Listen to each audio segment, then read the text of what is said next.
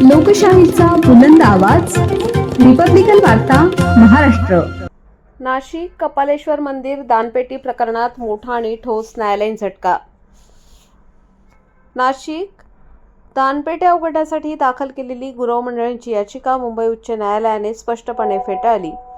भाविकांच्या दानाच्या पैशावरून 20 सप्टेंबर 2024 रोजी मंदिर परिसरात 2 गटात वाद आणि त्याचा व्हिडिओ व्हायरल झाल्यानंतर संपूर्ण व्यवस्थापनच संशयाच्या भोवऱ्यात सापडले.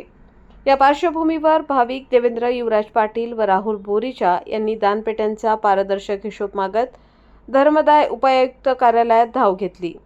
तक्रारीची गंभीर दखल घेत धर्मदाय उपायुक्तांनी 25 सप्टेंबर 2024 रोजी कपालेश्वर मंदिरातील सर्व दानपेट्या सीलबंद करण्याचे आदेश दिले. या आदेशाविरोधात गुरव मंडळींनी उच्च न्यायालयात धाव घेतली. मात्र न्यायमूर्ती रेवती मोहित डेरे व न्यायमूर्ती संदेश पाटील यांच्या खंडपीठाने ही याचिका फेटाळून भाविकांच्या बाजूने ठाम निर्णय दिला.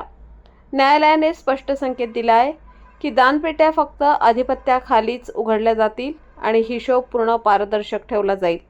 मूळ तक्रारदार देवेंद्र पाटील यांनी दानाचा हिशोब मिळेपर्यंत लढा सुरूच राहील असा ठाम इशारा दिला.